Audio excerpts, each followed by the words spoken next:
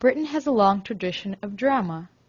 British theatre began in the 13th century before the time of Shakespeare with a series of short stories from the Bible called the Mystery Plays. Even today, every 4 years in York and Chester, ordinary people still perform these plays. Acting, both by amateurs and professionals, is still very much alive in Britain. British professional actors are usually highly respected and well trained.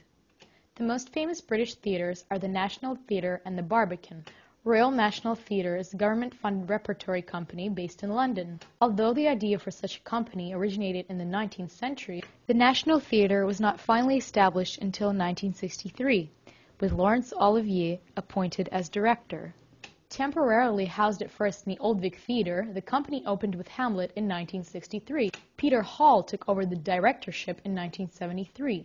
And the National Theatre Complex opened in 1976-77 in its new building on the south bank of the Thames. In 1988, the name of the company was changed to the Royal National Theatre, and Richard Eyre took over as director.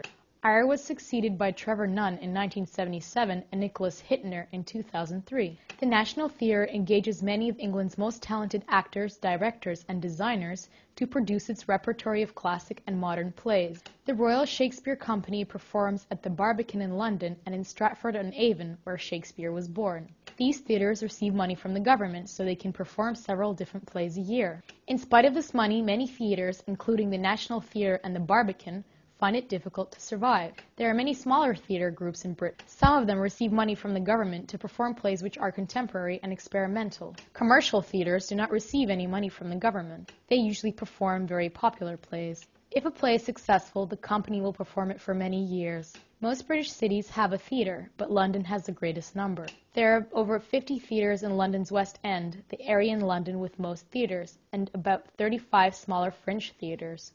In recent years, musicals have been very successful. About 5 million people, many of them tourists, go to see a musical every year in London. No musical has been more popular with theatre goers than Cats. Based on a collection of poems by T.S. Eliot, with music by Andrew Lloyd Webber, it is the longest-running show in world history. The original production opened at the New London Theatre in the West End in 1981.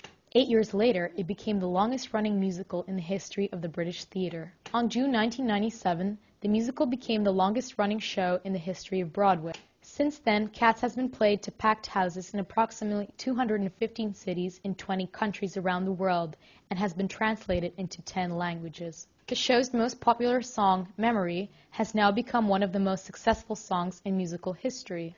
Going to the theatre in Britain is not only popular, but also expensive. Not many young people can afford to go.